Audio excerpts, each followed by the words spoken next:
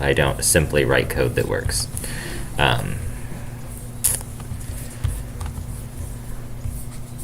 Did you all miss me on Wednesday? Say yes.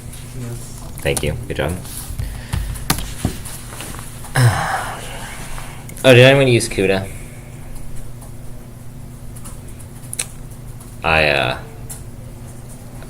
On Friday, I got on a call with some NVIDIA people, and they're going to give me some content, lecture content in CUDA, which doesn't fit in this class at all, but it seems pretty cool.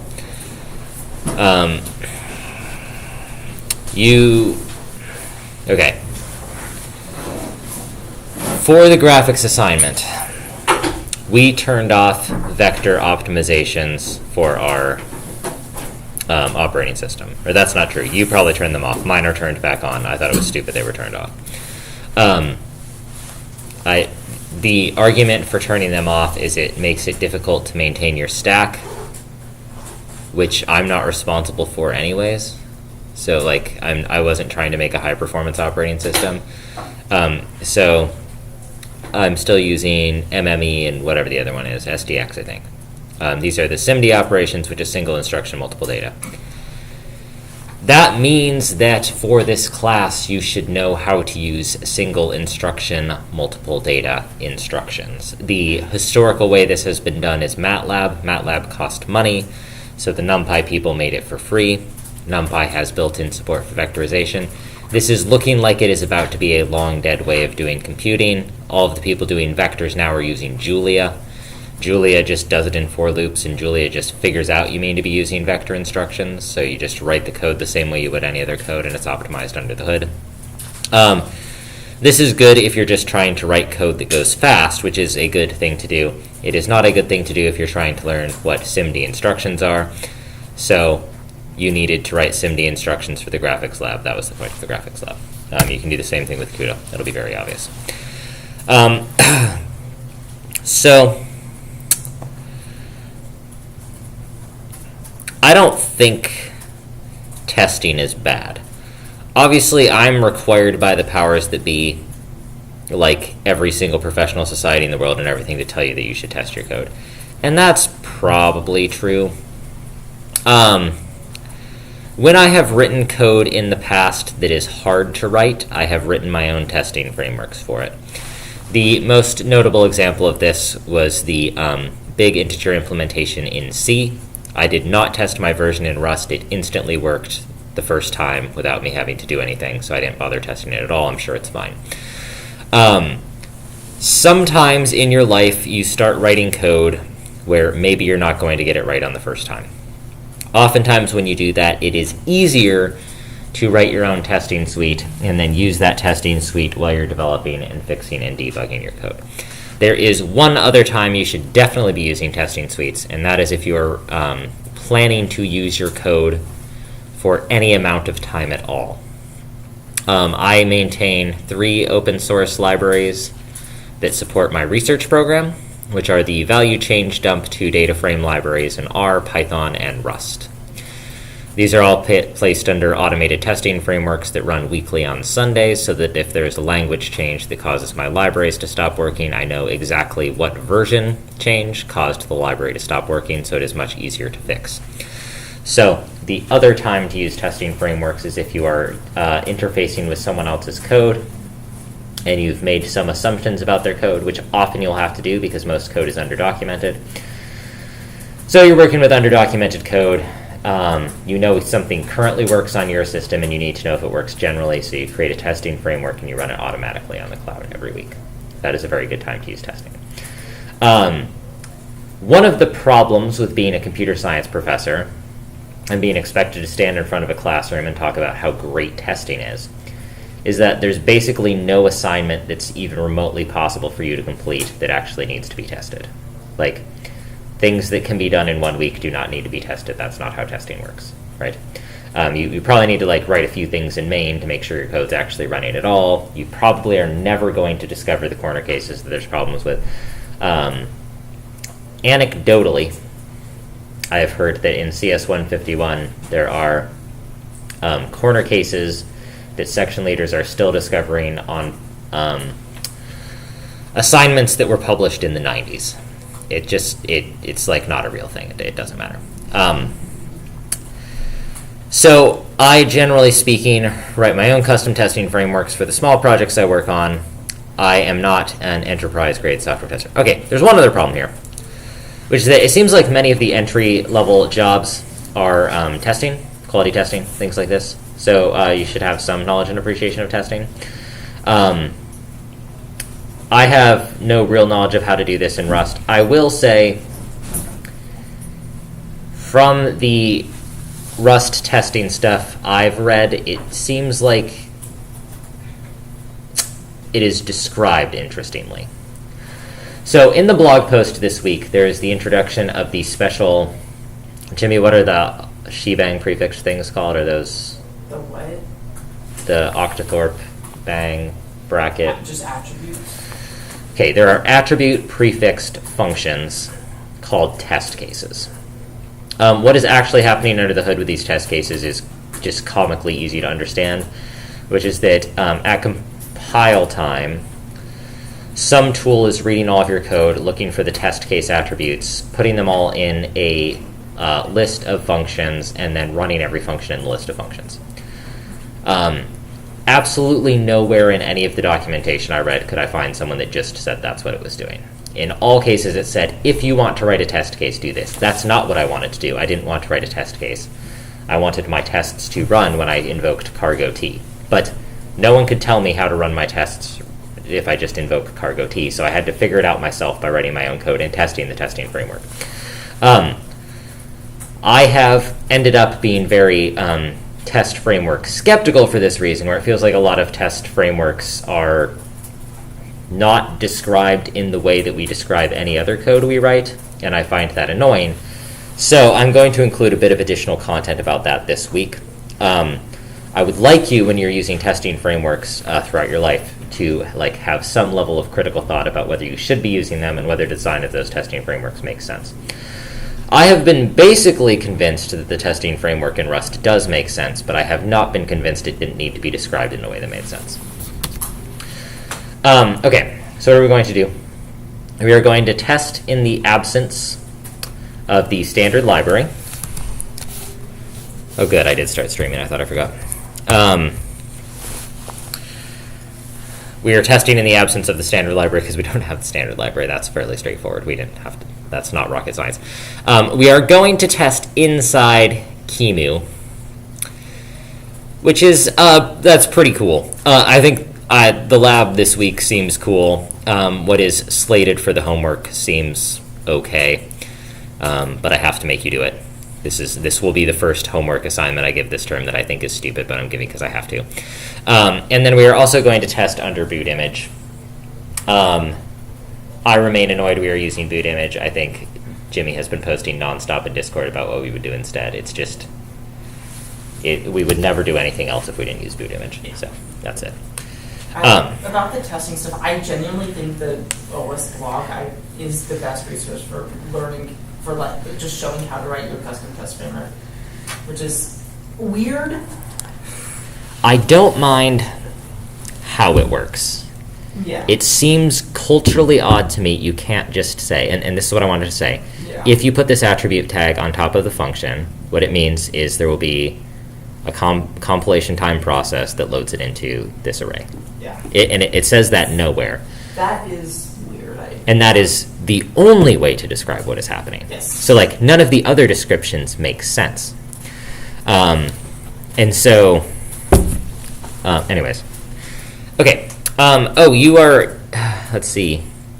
You have to make sure you have a cargo hidden cargo. Here's something I'm allowed to be annoyed about. Did you notice that cargo is lowercase? You notice that sometimes it's uppercase and sometimes it's lowercase? I was told this was a good language, okay? I didn't know that. Because it's a config file on Unix where you use dot lowercase. That's how it works. Then why is cargo.toml not lowercase? Because that's not a hidden file. Okay, let me. Why is it uppercase? I don't know. Yeah, there you see. for being the allegedly we thought about it a lot language, there's a lot of things that are like, we did do that for any reason. Okay. You have to have one of these. Just make sure you have it. Okay. Have you all used PyTest maybe? I saw it started showing up a little bit the past couple years in this department. Obviously, PyTest has been around forever. A lot of the modern languages now are shipping with their own built-in testing framework. Cool. The good language, C, isn't. No C code has ever been tested. There's no reason to test it. Even if you test it, you don't know if it works. So it's kind of pointless to test that language. There is a chapter in the Rust book on testing. It's right here. I linked it, writing automated tests. And basically, this is introduced by saying there's no reason to test your code, and then they have an entire chapter on how you test your code. I don't know. You can look at this if you want to. I mostly use tests as just a way to, like, if I'm like writing a big library that doesn't have a name, I just use it to like execute code so I can check what it's doing without having to write a main function for it. That seems reasonable, right? Yeah. Like, if you think of tests as the way it's like, hey, there's a couple functions I want to run sometime.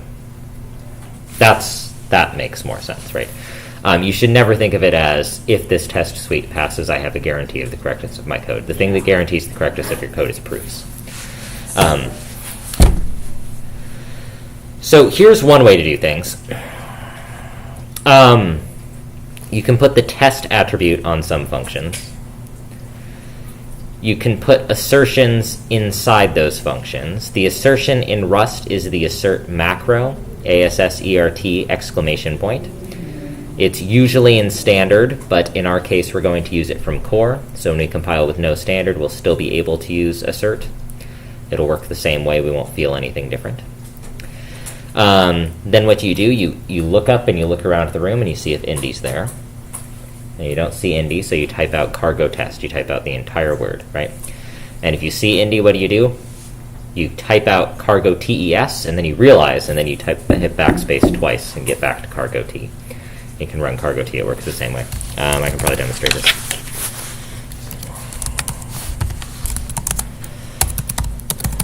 Okay. This is my operating system. It says it's main. Very good. This was cargo R. So cargo R popped open the QEMU graphics window. So what am I going to do? I'm going to go to Control-2. I'm going to quit that. I would get the same thing if I do cargo run, as we all know. Okay. I can type cargo test. This will run a series of test suites. Mine are all done, so nothing's popping up. But that took forever. Did you notice how long that was running? And then I can separately type cargo T, just the T. Just T. See, there's just T, hands off the keyboard. Okay. And it occurs to me I don't actually know what happens if you don't have any tests set up, but that's okay. Wait, do I? Hold on.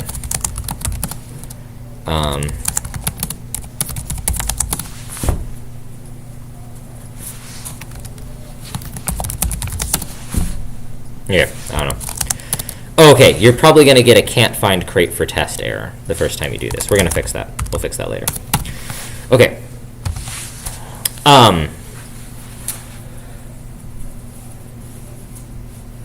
I found it difficult to organize the code in my crate such that the stuff I only wanted to run during tests was neatly separated from the stuff that I thought of as actually implementing the underlying operating system. I didn't find a graceful way to do this. I still, to this moment, have an ungraceful solution that I'm working with. That is why the homework is not posted yet. I do not think I will find a graceful solution. I think I will assign you the ungraceful solution on Wednesday.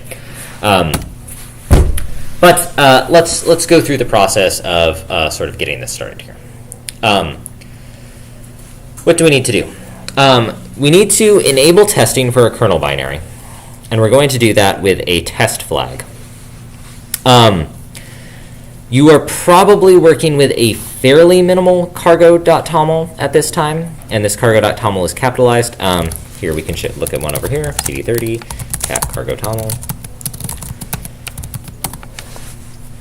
So here's an example of an operational cargo tomlet. This one works okay. Can I cargo run this?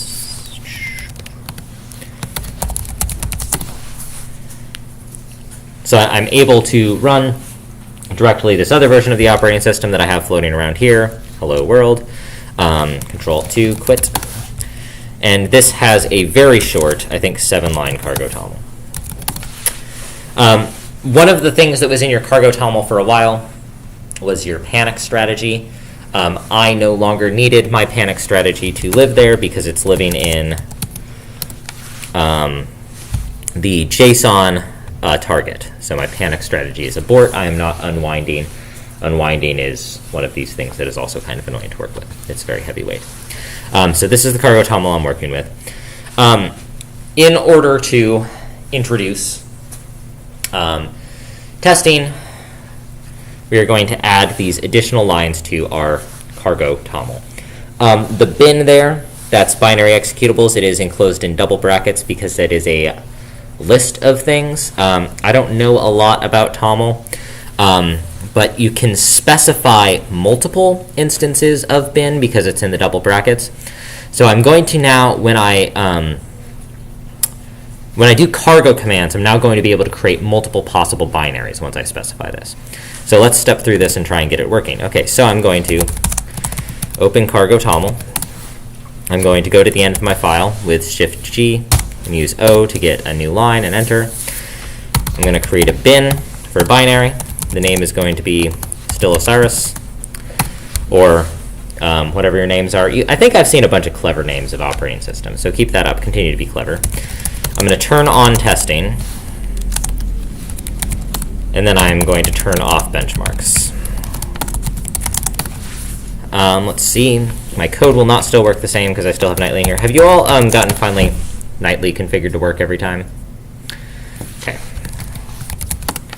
I don't remember how I did that, so I'm going to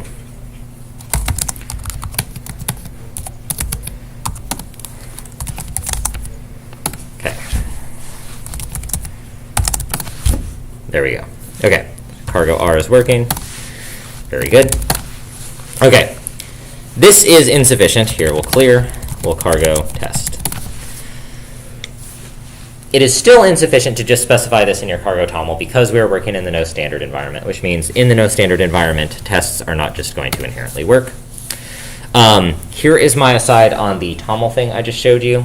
The double bracketed sections like bin are array of tables, so they're non-exclusive.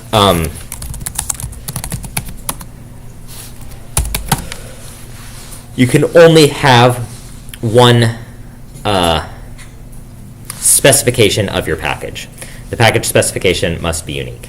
You can only have one specification of the dependencies, but you can have multiple specifications of the types of binaries that you create from your crate. It is possible to create multiple different executables from the same source code in a variety of different ways. So this is a sort of non-exclusive cargo.toml specification. I am only using one of them, but I could use more than one. And the reason I could use some arbitrary numbers, I could create an arbitrary number of tests. Testing is complicated by the absence of the standard library. I guess there is a test library that is part of the standard library. I have never used it. I don't intend to. That said, I think if you ever get a job, you'll probably be using it. So keep an eye out for that. When we run this, we get the can't find crate for trust. Okay. This one's saying it can't find crate for core. I don't really think that matters. That seems pretty similar to me. Okay. So I guess there's some niceties in the standard test library, and I'm going to take that on faith, but one of the niceties that makes sense that it has is you should be able to write a test that is supposed to cause a panic. When should you do this? If you read the 12th element of a vector of length 8, that should cause a panic. You would want that to cause a panic.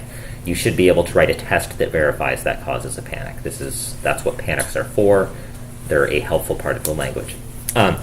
So my understanding is the standard test library includes support for you to be able to write code that should cause a panic and verify it causes a panic without your code exploding, right? Because that is an intended outcome when you are in the testing setting, not when you are on, for example, the release setting.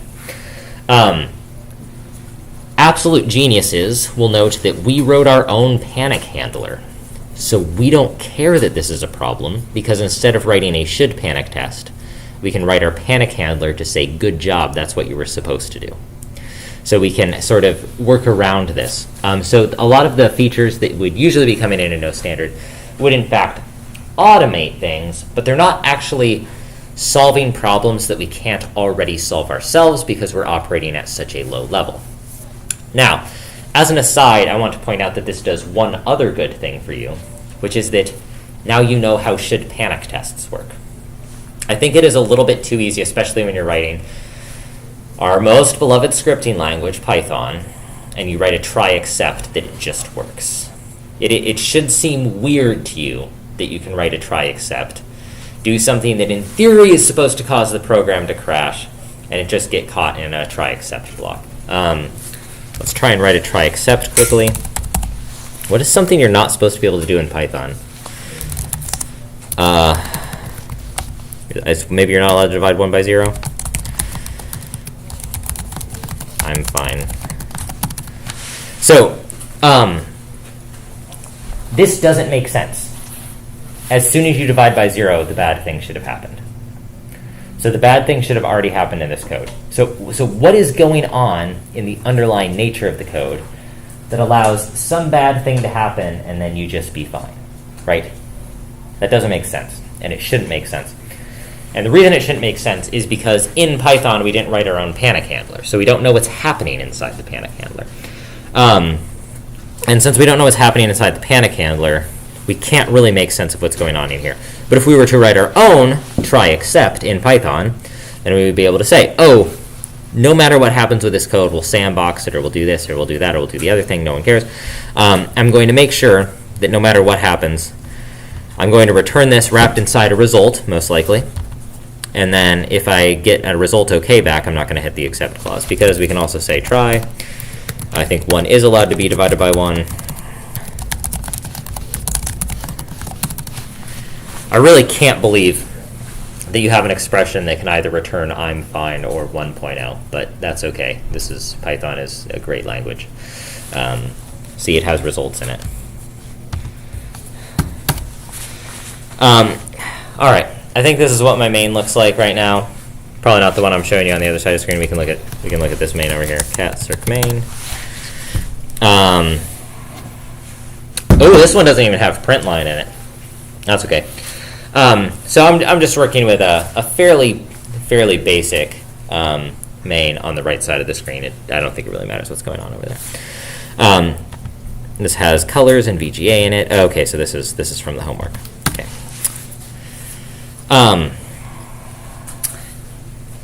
Our numbering scheme got totally cooked by me getting sick. I'm still counting this as the 6th week, even though we're 8 weeks into the semester, which is a large number of weeks to be in the semester for week 6. The poor AI 101 students this week, I zero indexed a matrix in front of them today, and I shouldn't have done that.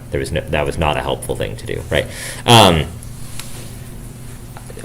Probably what you're working with today, this is just an aside, probably have a working print line. You probably don't need to have all the color stuff in there. So you can fork most likely from 51, probably not from 52, but you can do whatever you want.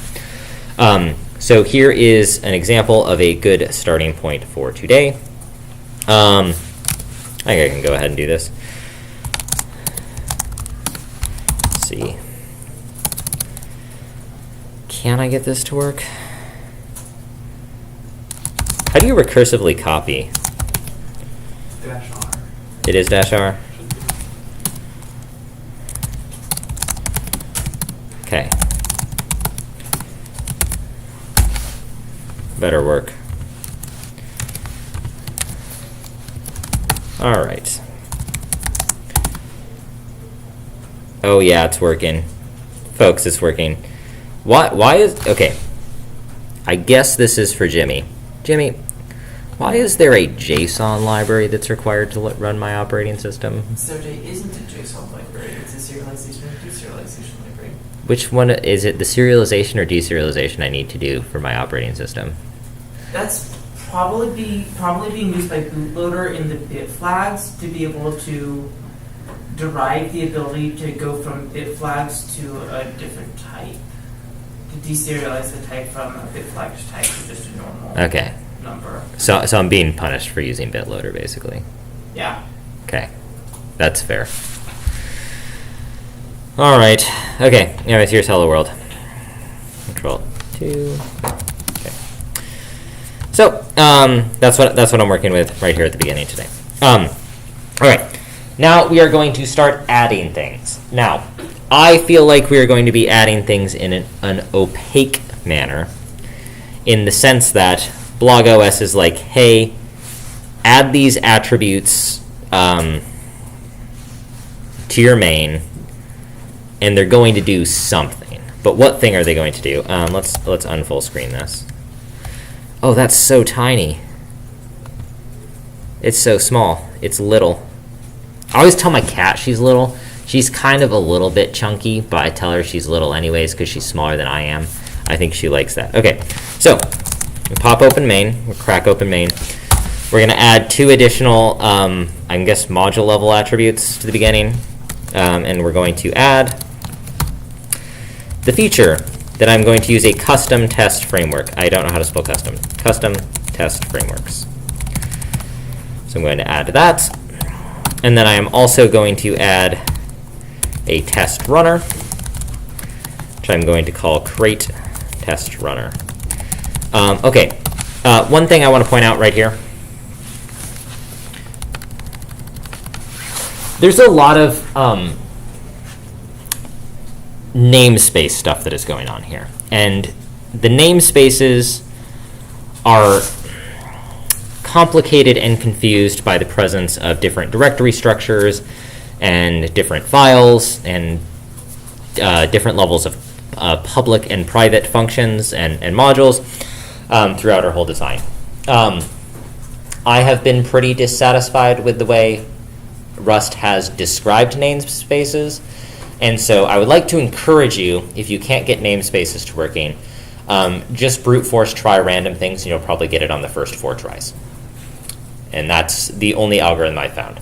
Now, Jimmy, do you want to defend Rust namespaces? I think the way they work is fine. It's just they just seem under described better. Yeah, it seems underdocumented. Like once I get it working, I'm like, oh, that makes sense. But yeah. So I think I've been pretty confused by when you say crate and when you say the name of the crate. To my knowledge, there's no underlying rule. It depends if you're using a main and a lib.rs is when that matters. Great. I don't like that. That's something I just don't like. That's just bad, right? Like it's the presence or absence of another file in your directory should not change your relative paths. It won't change. It won't change it. Crate itself should still refer to whatever compilation unit you're in at the same time. Mm-hmm. It should. That technically changes depending on whether you're in the main or lib.rs. Looks like this didn't work. But it didn't work because it couldn't find a function test runner. So let's go ahead and write our test runner. So to loop back, we have the same main function we started with. We added feature custom test frameworks and test runner create test runner. And I think what still works? I think I can still cargo run is fine. It's not impacted. And cargo T still doesn't work, but we're getting closer. Now it actually tries compiling something. And it only throws, excuse me, only throws an error when it can't find test runner, which is fine because I say there's a test runner called test runner. Now,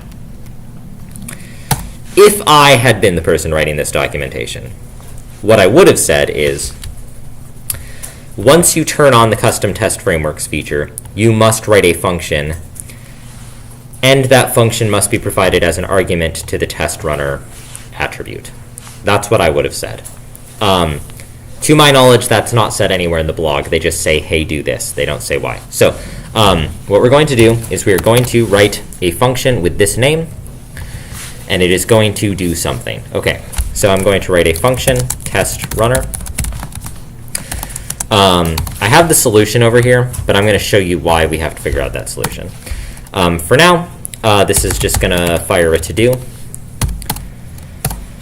And that's going to be that. We'll exit this, then we'll cargo t. Okay. When we cargo t this, what are we additionally going to see? We're going to see two things. We're going to see that the function test runner is never used. That's only a warning, so we're not going to worry about that for now. And then we're going to say this function takes 0 arguments, but 1 argument was supplied. So somehow, I want to point out, I think this is a little bit weird. I'm getting a warning that the function is never used, and I'm getting an error that it's being supplied with an argument. I don't think both of those things can be true at the same time. I just don't think that's true. If it's given an argument, that means someone is calling it once. Anyways, it is given 1 argument, and I think we can figure out what the type of the argument is. But I couldn't do that easily, so I looked it up, and it is something called tests, which is of type reference to an array of references to din, which stands for dynamic, capital FN functions. Close that array, and then I think all of my parens are correct. Currently, tests is not being utilized, so I could underscore prefix that. I'm not going to do that for now. I'm just going to try and run it with this. Okay, cargo t. Okay. That actually worked. Though it worked because I have some other stuff in here, so I'm going to remove lib, tests. Okay. Also, fun thing just happened. I don't know if you've seen this.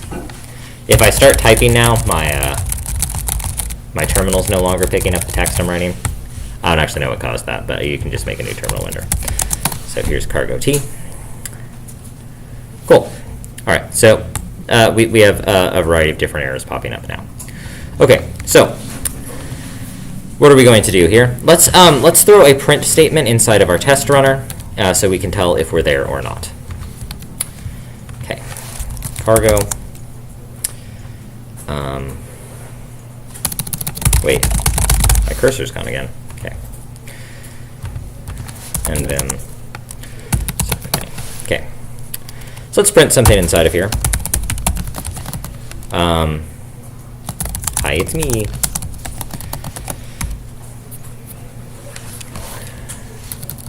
That's probably fine. And then I think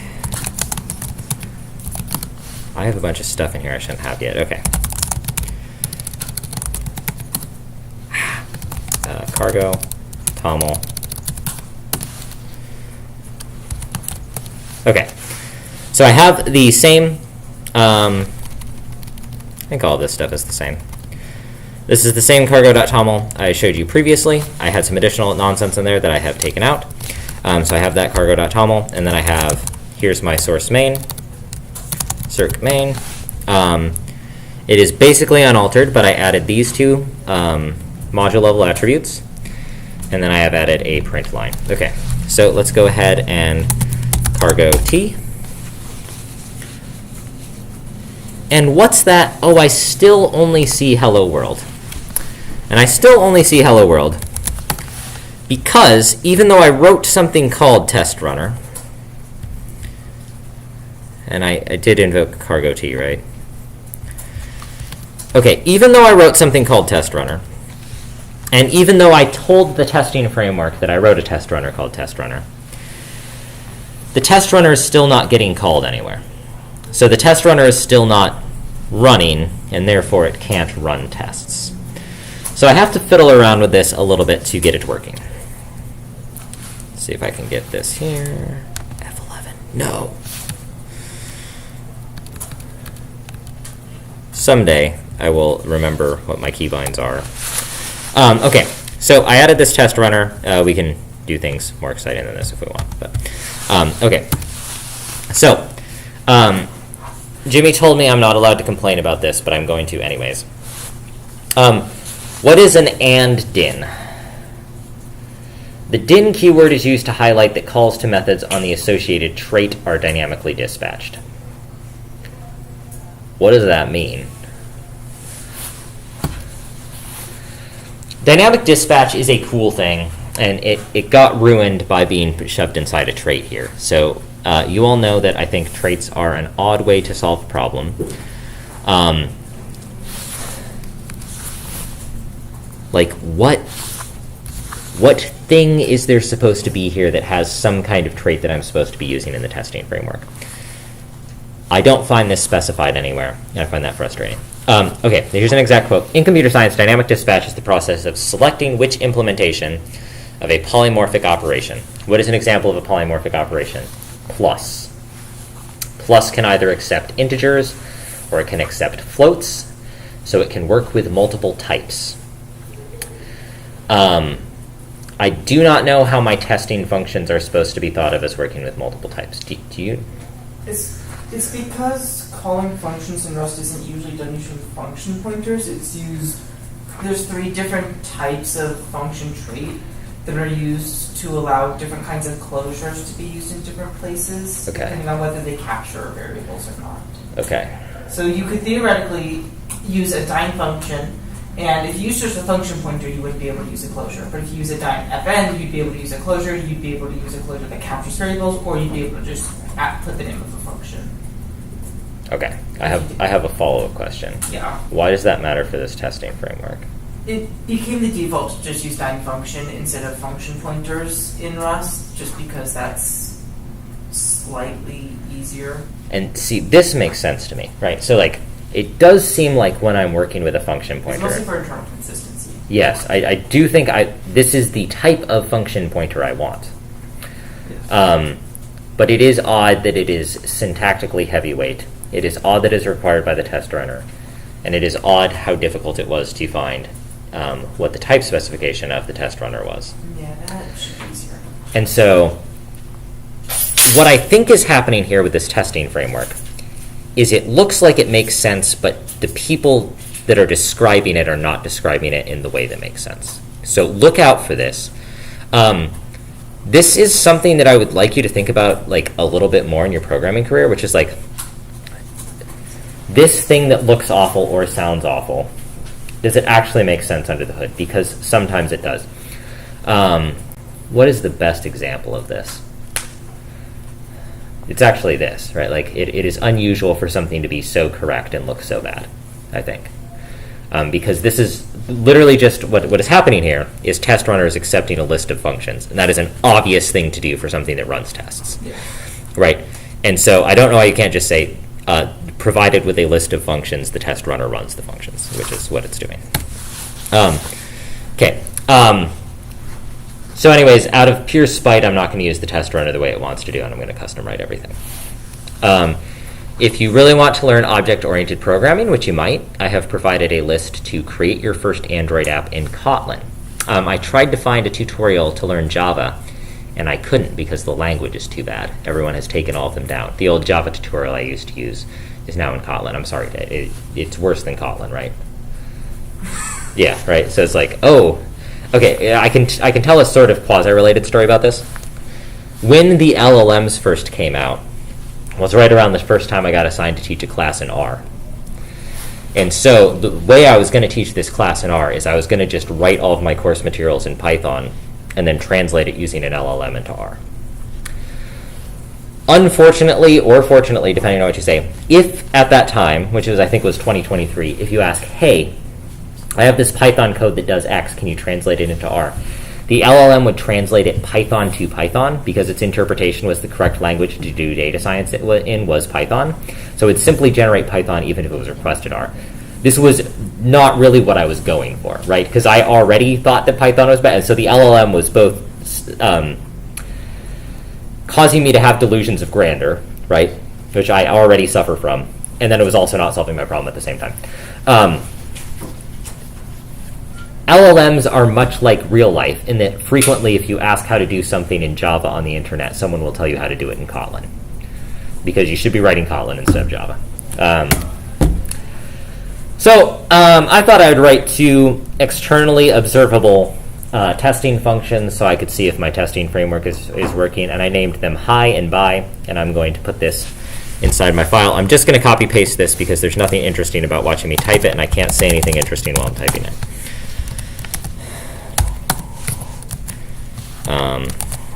That work? Probably.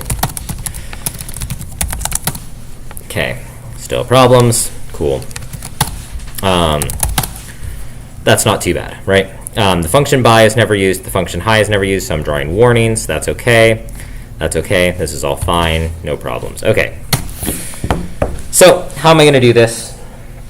I'm going to create a list of functions. That's not true. It's not a list. I'm going to create an array of functions. I'm going to create an array of functions, and the array is just going to contain hi and bye, and I'm going to call the array f's. I'm going to do this in my main for now, which is one of these. Oh, I don't have a main. It's called start. I always forget that. Okay, so I'm going to let f's equal hi and bye. Okay. I'm going to save that. Let's run it. Nothing will happen still. Okay, no problem. Okay, so now that I have this inside of my main function, I am trivially able to loop over hi and bye. So let me show you how this works. I have my array. I don't need to give it a name. For f in hi and bye, what are we going to do? We're going to invoke f. Okay. Students, do you understand what I'm doing here? I'm looping over functions, okay? So I'm assigning the variable f to be the temporary name for hi and bye. I'm giving it an alias. And then I am applying the alias. I'm putting two parentheses at the end of it, which is going to cause it to be invoked as a function, okay? Nothing too weird. I am also going to change this text to be something else so I can tell what's going on. Well, let's see. It's me. I'm main. Okay. If I cargo run, I'm going to get everything. Hello world, goodbye space, it's me main. And if I cargo test, I'm going to get the same thing. So I have not yet separated my testing and running capabilities. Let's take a look at what warnings I'm getting. Everyone is still annoyed with me for my test runner never being used. That's okay, that's not really my problem. So I'm able to call each function. This is what I would see. And it's time to have an aside about bits. Who loves bits? Anyone here love bits? Okay. So did you see that I have an image on this slide? I suspect you think that this may be an image that has a URL. Because that is, that's how a reasonable person would do this. But actually, if you open this image in another tab, you'll see that it is raw base 64. We'll call it information. And so I am awarding myself for that cleverness by telling you how I did this.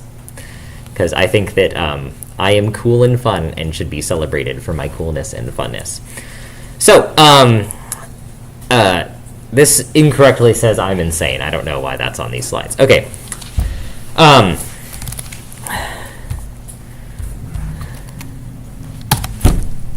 We run this. Control-Alt-2, screen dump, test.ppm, quit. Open test.ppm. This is what it looks like. I can open it as an image, right? Easy, you've done this before, working with images, so easy, right? To my knowledge, I could not get Firefox to open a ppm image. It didn't seem to know what ppm images are. But I do have on my system a program that can open ppm images, and it's Python. So, of course, I did what anyone else would do. I went to the command line. I typed Python 3. I invoked a direct command. I, from the Python image library, imported image. Then I did a semicolon to denote that I was trying to go to the next line in Python. Let's see. How do you do this here? Maybe you do like image test.ppm. Does that sound right? And then I'm going to save that as test.png. Maybe this will work. Ugh, object is not callable. Is it like image.open? Okay, I think that worked. And look at that, there's a test.png right there. So let's go ahead and open test.png. And that opens in my image viewer, but I think I can Firefox that. Oh, look at that. It's open in Firefox. You see that? And I don't think I can do that same thing with ppms. Yeah, see, it doesn't, Firefox doesn't want to render a ppm for me. Now, am I going to go home today and write a ppm viewer for Firefox and submit it and try and get it in Firefox? No. Now that I've thought about it, it's quite likely. Okay. Well, I don't know that I've ever been so tempted by anything as I was by that. I love a ppm image. Okay. Okay. So no problem. So I got a PNG. But that's not quite enough. Because I can't just, I don't really want to add an additional file to my version control for my website, right? So an obvious thing to do is check how big test.png is. And that is a little file. Do you see that? 1,611 bytes with a Y. That is a pretty, and why is that? Because it's a 400 by 720 pixel image, and only is the top row out of 25, which is 1/25 of 400, which is 4% of 4, which is 16 pixels. Only the top 16 pixels are non-zero at all. So if I base 64 this,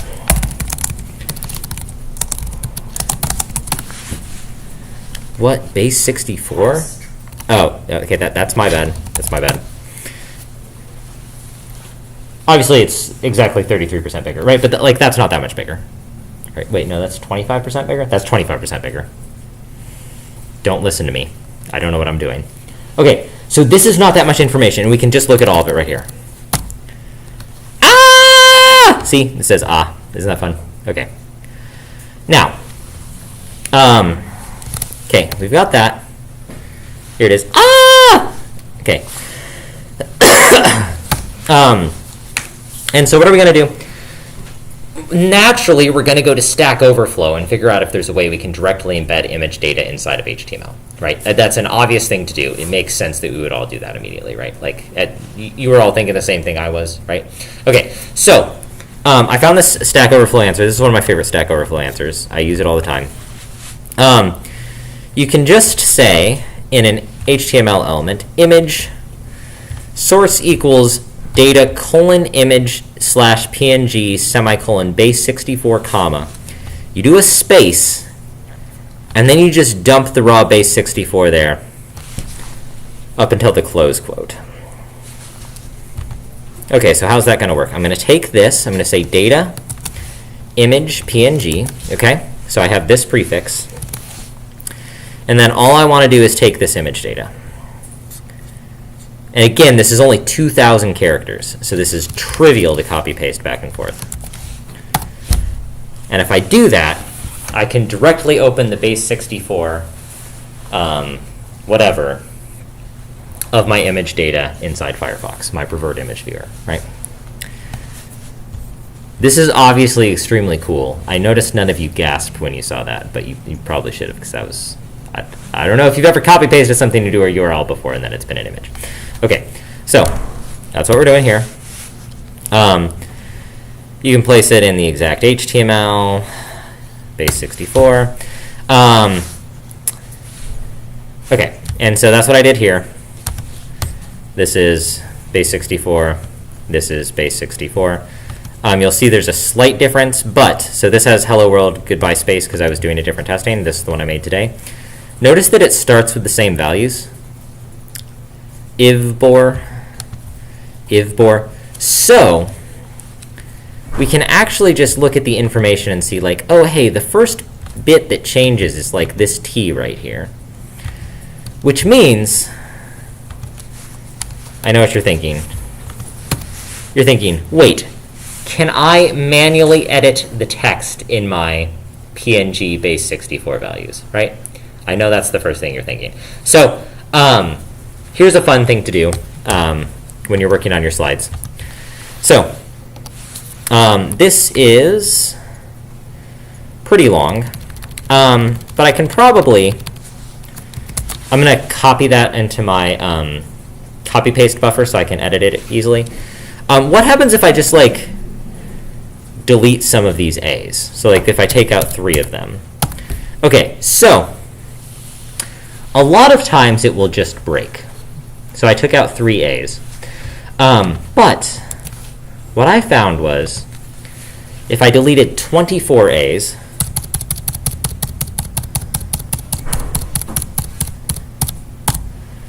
then it turned into a different valid image. It was simply missing color data in the bottom row. And I think you can do this more than once.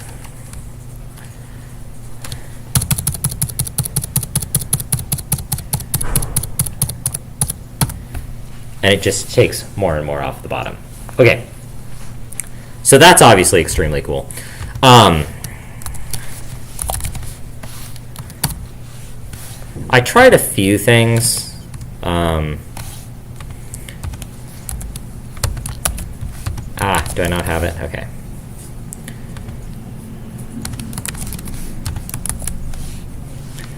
I don't think you can just change all of the A's to B's. That didn't seem to work. Replace all. Wait, no, this should be case sensitive. Undo. I don't know why I'm using a text editor for this. Okay, well, that doesn't work. But I don't think you can just change some of these letters. Let's take these 3. I'll take the first 3. These all go to lowercase a.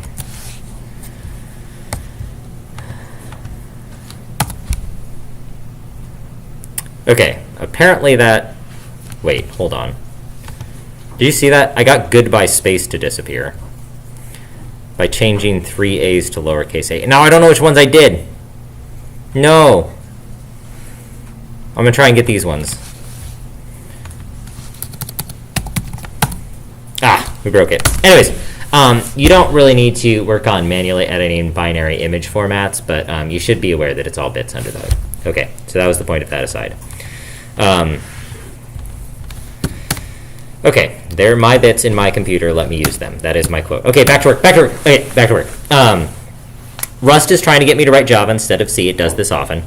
And it's trying to do it through dynamic dispatch. So I'm going to go ahead and write this test runner. And then I'm going to try and use this test runner. So let's fix some of the problems we're having. So one of the first problems we have is that the compiler is unhappy. And I will demonstrate this. Or let's remove the .ppm and the, remove test. Okay. Cool. Cargo T. Okay. So I'm getting an unused variable warning in tests, so let's go ahead and fix that. Control-Alt-2 quit. Nvim sork main. And this one's easy to fix. I just underscore prefix tests. Okay? And I'll save that, but that's not too exciting. Okay. I can now move my testing functionality out of main and into my test runner, so I'm going to go ahead and do that. I'm going to just grab a visual block here. I'm going to yoink that, and I'm going to put it inside my test runner. In addition to putting this inside my test runner, I'm also going to specify I'm in my test runner. So how am I going to do that? I'm running tests. I don't know. We can put something else in there. So now that I have print line working, I can say how many tests I have. This can be nice, but we don't need to do that yet. So I'm going to go ahead and save that. If I cargo T, I am not yet running the tests, but I'm no longer getting any warnings or errors, and cargo run is also still working. But there is one annoying thing that is happening with cargo run now. So I'm going to exit out of Q&U, and I'm going to show you what this annoying thing is. When I am not in sort of testing world, I get warnings on test runner, hi, and bye for never being used. I don't really like those warnings very much because I think I am using those things and I'm using them properly. And so there's a few easy ways to fix this. You can mess around with warn dead code, warn unused, but there's my preferred way, which is I simply underscore prefix the names of these functions. And this suppresses the error. And then I need to change the name inside test runner.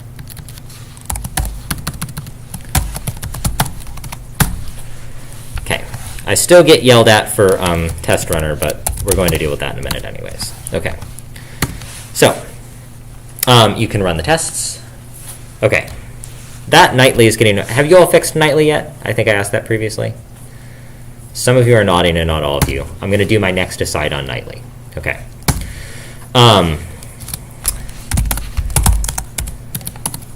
Okay. So right now, if I just cargo T, everything explodes. If I cargo R, everything explodes. And that's because I need to be saying cargo plus nightly R. And then it works. Okay. So I got really tired while I was working on these slides of typing plus nightly every time. So I went back to Stack Overflow. Apparently I was up in my feels about it at the time. And here is a great solution to the nightly problem. I was tired of doing this all the time. Okay, if you want this choice to be reflected in the repository as opposed to just local configuration, you can add a rust toolchain.toml file. Okay, so how am I going to do this? We're going to unfull screen. Wow, it is so weird that... Oh, okay, I figured out why my brain's not working. In AI 101, I teach that class on a Windows teaching machine. So right before I walk over here, I'm reloading my brain with all of the Windows keybinds. That's why, because I have the same keybinds at home and on this device, but I'm teaching on Windows in between. Okay, that's not my fault. I'm not taking the fall for that one. Okay. All right. So we're going to create a nvim rust dash, not underscore, toolchain dot toml. I'm going to enter insert mode. I'm going to copy this directly from Overflow. Actually, that's fine. I can just leave those comments, right? And then I'm going to cargo R. Oh, it can't parse the file. Okay. We'll fix it. Rust toolchain. Okay. Cargo R. And just like that, I never have to type plus nightly ever again. So that's good. What I really want to do is not be using nightly, but in the meantime, we'll do this. Okay. So this is the example you can add. Jimmy, have you shown them? Did you show set override, or what did you show? Okay. I showed rust toolchain and set override. Okay, cool. It's documented now, so. Okay. Back to work. Okay. So, if I cargo T, we can determine what code is running because I put different print statements at different places in my code. This is only showing it's me, I'm main, which means I'm only hitting this print line, which means I am certainly not invoking test runner, and I am certainly not calling high or by, even though I'm typing cargo T. So, how do I get this to work? Whatever sort of quasi-custom framework we're working with here, it's not looking for start. I'm guessing what it's trying to do is it's creating a new custom main function, and then that main function is calling the test runner. I don't know if that's true. I don't think it's documented at all. So what we're going to do instead is we're just going to write our own custom framework. So what we're going to do is we're still going to use the start function as the entry point for both running and testing.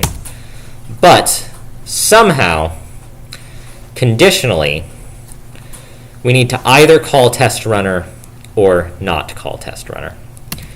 So, okay, right. If at this stage you see a duplicate lang item, there may be a bug of some kind.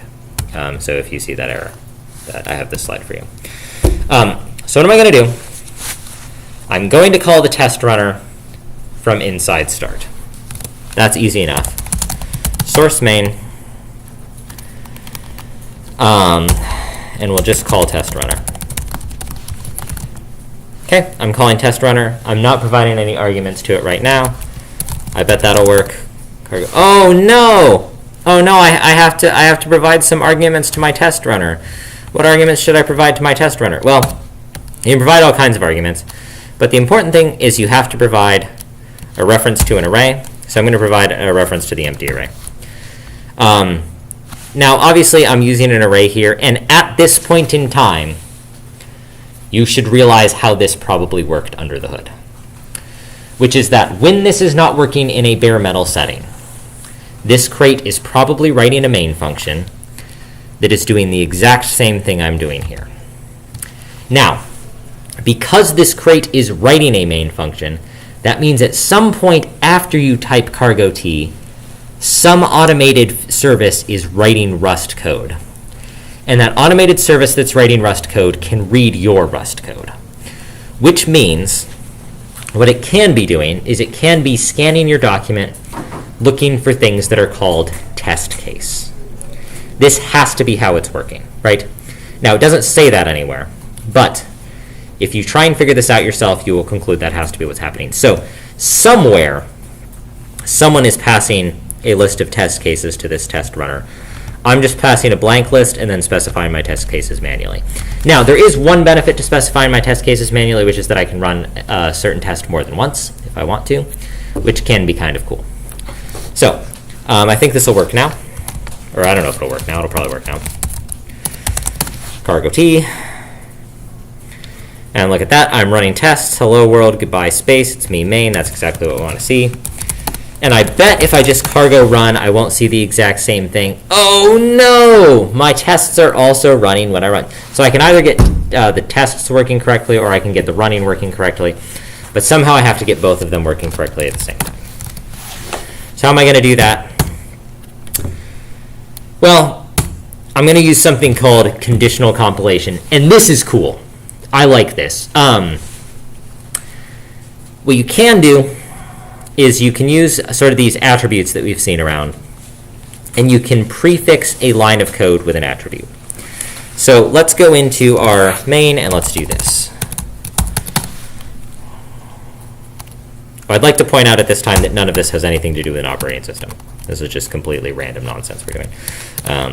But I guess, like, in theory, it's hard to write an operating system if you can't test it, so I don't know. Okay, I'm going to specify that this line of code is attached to the test configuration. And you'll see my, my syntax highlighting is, like, acting accordingly. So this is a attribute that applies to this line. Oh, that's not even the line I want to do. Well, let's move these around. Okay. All right. So now I'm going to conditionally compile so that if I'm compiling in test mode, I am going to call test runner, and if I'm not compiling in test mode, I'm not going to call test runner. Cargo R. What is that? Oh, it only says it's me main, and now, oh, posture check. Oh dear. Oh no. My back is just going to snap clean in half at the end of the semester. I'll be like what are they, the puppets? Marionette? Yeah. Which is named after Marion County, Oregon. A lot of people don't know that. Okay, so I got a worn dead code. I can solve that problem. We'll just underscore that thing. Okay. Cargo R. Okay, no warnings. Great, good job. Huge. Control Alt 2, quit. Okay. Cargo T. Wow, it really.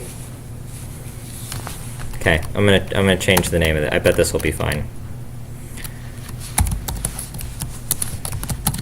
Cargo T. Okay, cool. No warnings. Look at that. It's me. I'm main. I'm running test. Hello world. Goodbye space. Cool. Control 2. Quit. Okay, folks. That's a testing framework. You're good. You're good now. You can test your code now. I've got some other stuff I can tell you, but I just want to point out you can test your code now. Okay. Blah blah blah. Throw underscores everywhere. I should point out to you that you are not just supposed to use underscores to suppress compiler warnings. The compiler is actually there to help you. There is a correct way to do this, and then there's the way that I'm doing it. The correct way is left as an exercise to the interested student. By convention, we don't simply print nonsense as a test. ROS is a very special case for this, where it took considerable effort to get printing to work at all in any way stable for our operating system, and I think that was kind of cool. So you actually would test printing. You would just print things, and that would be a complete test for the operating system. But I think that's unusual. The more common way to write tests that I'm used to is by writing assertions. Usually my assertions check to see if two things are equal. Basically, I'll perform some calculation or some computation, and then see if it's equal to the thing I expect it to be equal to. So, I'm going to write some sample tests. I'm just going to make a simple assertion, and then I'm going to include that assertion within my test runner. So, here we go.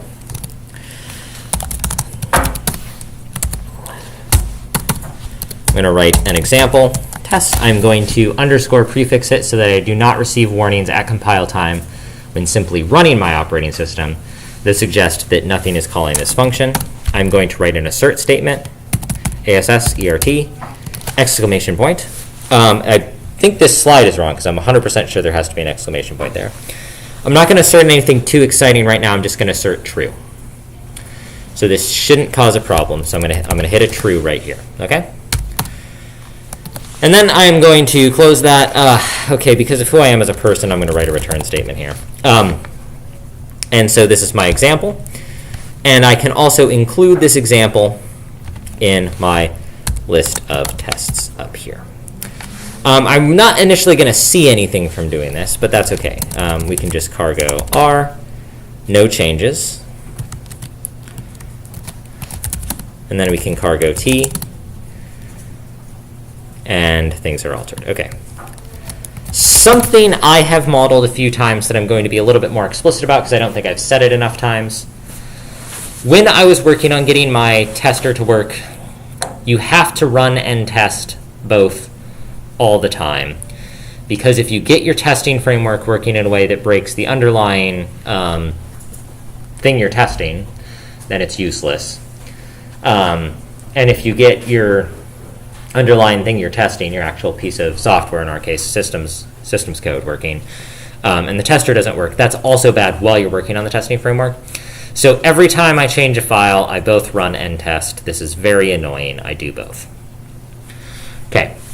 I have no real way to tell that this function is working, so I'm going to massage my test runner a little bit. How am I going to do that? I'm going to change this to have some local variable name. Let f's equal that. And then I'm going to say for I in 0, f's.len, I am going to print that I am running test. I'm going to specify that I'm running the ith test. I'm going to specify the ith value. I'll say number. I'm going to specify that I'm showing the ith value, but I want it to be 0 prefixed of length 2 digits and in hex, which I think is :02x, and I get to do that now because I wrote a format printer. Remember when we wrote a format printer? We did that so we could do this, okay? I'm going to throw an ellipsis at the end there. Okay, that went on to another line, and that's just annoying because my screen's cut in half. We'll say pass, I think. That's probably what it's supposed to look like. Okay. Cargo run. Oh. Okay. I'm referring to f here because I previously said for f in f's. What I need to do now is say, this is going to look terrible. Okay. I'm going to look inside the f's array. I'm going to look at the ith element of the array, and then I'm going to apply that function. Okay. Does that anyone? This is. It's just an array of functions. Nothing's going to go wrong here. Okay. Couldn't. No. Oh, no arguments were given for the format string. That's okay. I can fix that. Okay, I've got to make this full screen. It looks way too cursed. Okay. There. So I'm going to print I. Okay. Cargo T. Help add. Okay. I don't know Rust. That's not true. I know Rust. I know Rust. Do you all know Rust?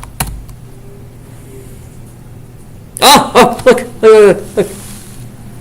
It looks kind of annoying because I'm printing my testing diagnostics and doing prints at the same time.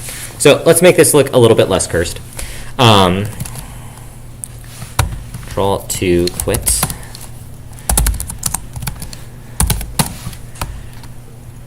We'll just change hi and bye to test other things.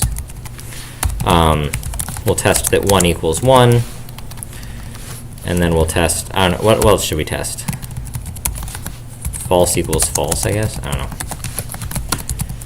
Cargo T. Oh, I have to do my exclamation points.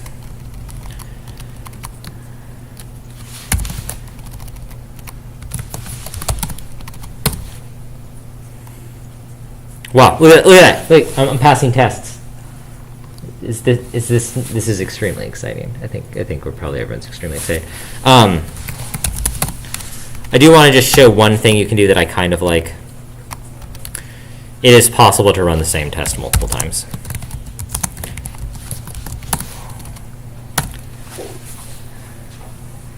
And this is a feature of my testing framework that I do not believe is possible if you're just using the built-in testing framework. Why might you want to run a test multiple times?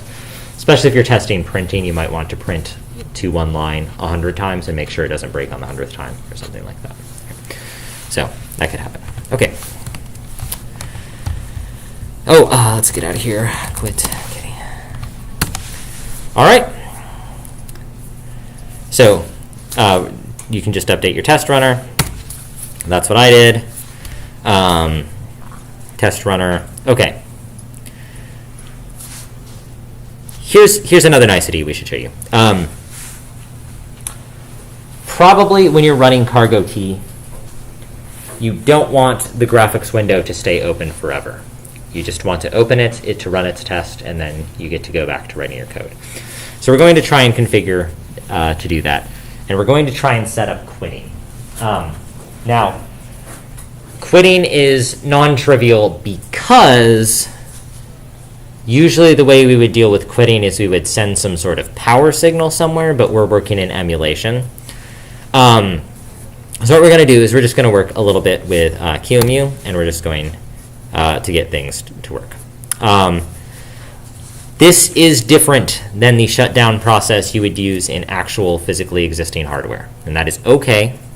In actual physically existing hardware, probably whatever piece of hardware you're coming with will come with a manual or something that will tell you how to shut it down, and it's probably going to be you either write some number to some memory address, or you invoke some instruction, or you send some signal somewhere. It's not going to be that complicated. You'll just have to follow the instructions. And we're also just going to follow the instructions.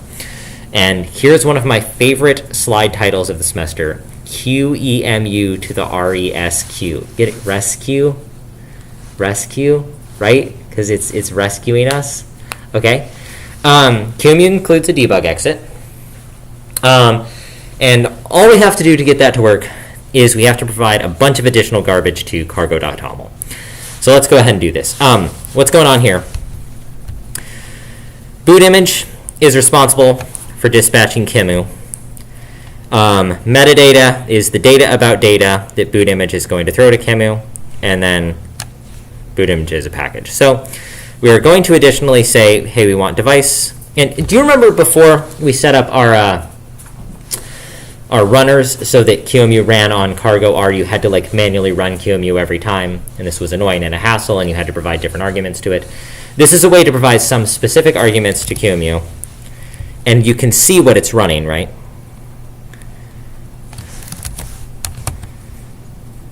So you can just run it again. But we can provide additional arguments here. For example, device, what is that? ISA stands for Instruction Set Architecture, debug exit. And then we have to provide these two special values. And these special values are the form of all the special values we've been talking about this term, where like a lot of the stuff you're doing in your operating system, you just have to write a certain value to a certain location. So those are just special values. So we're going to go ahead and take this and we're going to throw it in Cargo Toml. That's not Cargo Toml.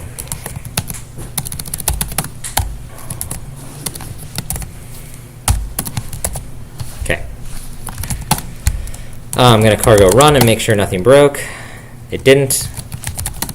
Now I'm going to cargo T and make sure nothing broke. And it didn't. But, look at this. Device, ISA debug exit, IO base, IO size. These arguments are present when I cargo T, but they are not present when I cargo R. This does not say anything about ISA debug exit. Okay? So I'm able to conditionally pass arguments to QEMU. So check this out, make sure this is working for you. We're now going to use port mapped IO to send a shutdown signal to QEMU. We recall memory mapped IO is that I have one big happy address space that everyone is working with, and everyone is happy in it, everyone is playing in it. It contains the VGA text buffer, it contains the network card, it contains the monitor, it contains the keyboard, it contains the file system, whatever. Then there's the bad, wrong, evil form of IO, which is port mapped IO. Port mapped IO is not playing well with others. It has different numbers. The numbers mean different things. And we're going to use port mapped IO here because we have to. And since we have to use port mapped IO, we're going to have to use some specific features of the underlying emulated hardware. And specifically, we're going to use, quote, special hardware level instructions. We're going to use in and out. We have to have some special way of denoting that we're talking to a port instead of a memory mapped region. And the special way we're going to do that is with these special hardware level instructions. The background on this slide doesn't matter other than to say we are working with magic numbers. And when we're working with magic numbers, what we're going to want to do is we're going to keep track of some of the magic numbers if we need to see them. What is an example of a magic number we need to keep track of? We will want, when we are running our test suite, is that how we do it? We're going to want to keep track of what the exit status is of everything we do.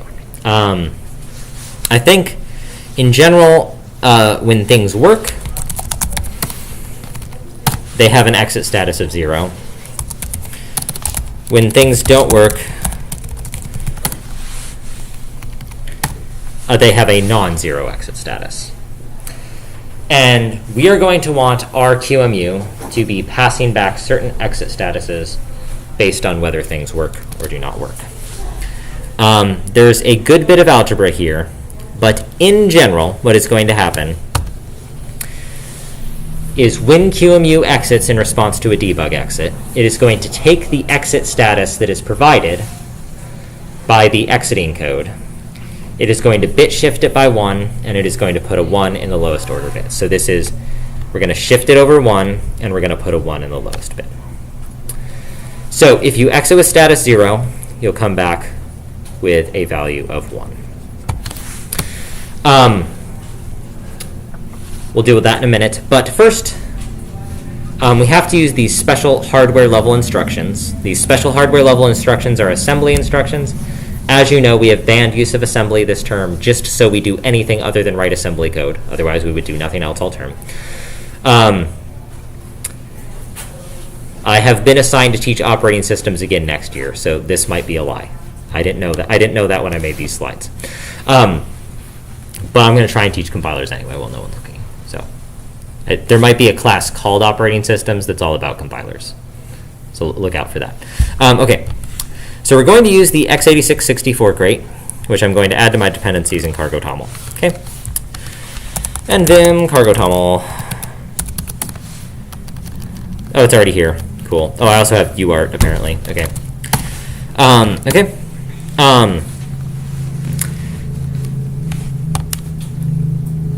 Big Rust wanted me to write like an enum or something that did this. And I didn't want to do that. So I just wrote one line of code that did everything.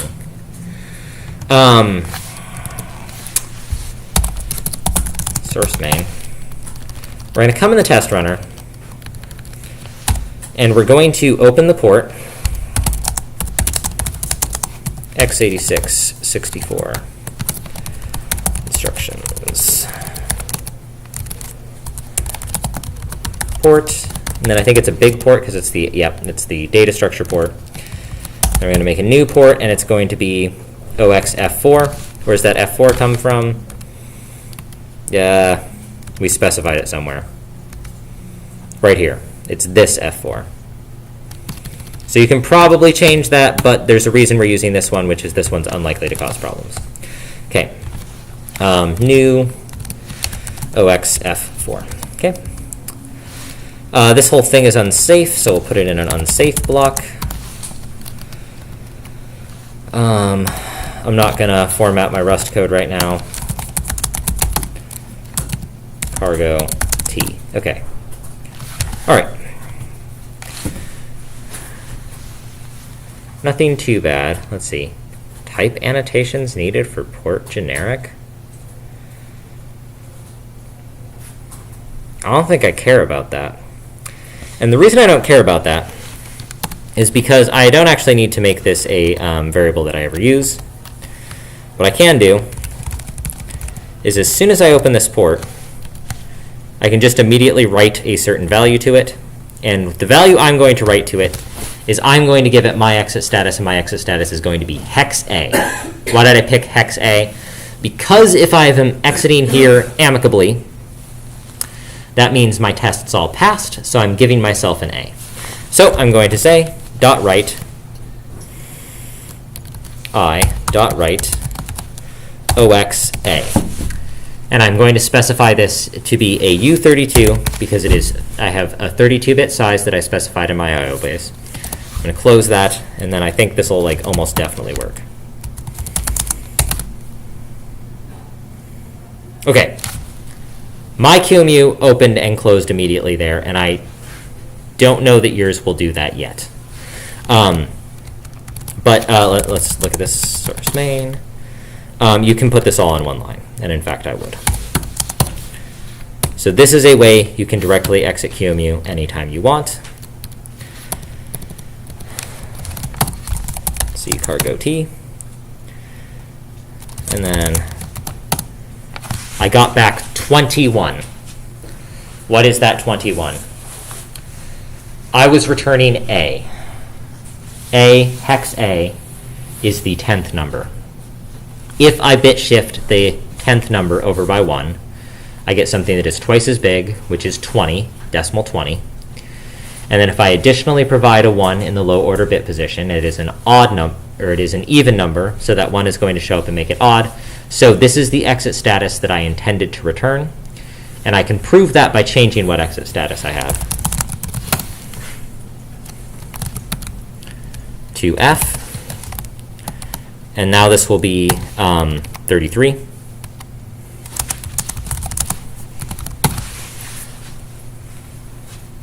Oh, it's 31. I can't do algebra. Why is it there? Oh, because F is 15, not 16. I'm a genius. Okay. So it is not too hard to change these values.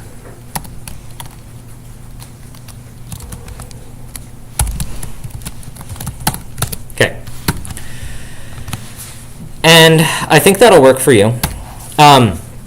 There is one thing that is probably not necessarily working correctly, which is that you're probably going to get an error that your exit status is wrong. That's not too hard to fix. You just go into your cargo toml and change your exit status. Test its exit success exit code, and you just say that that is 21. And then you get no bad things pop up, which should be intensely gratifying at this time. Okay. There's two annoying things that we haven't dealt with yet. That the QEMU window opens and closes, which means I can't see anything that's displayed on it. And the QEMU window opens and closes, which means it opens and closes at all, which is also annoying. And so for the lab this week, you will be responsible for solving that problem. And in spring 2028, I will teach you how to do this in a way other than I am doing it in the lab in my networks class, which is 2028. So stick around. That's all, folks. I expect we will be out of time by here. We will continue these efforts in the lab. All right, I was off by 1 minute today. That's pretty good. And I could have ranted about the base 64 stuff for a lot longer. So I really reeled it in there. Jimmy just left class while I was doing that. Did you see that? Just like up and vanished. All the rest of you just silently stared at your computers and pretended you were somewhere else, which is the polite thing to do. Okay.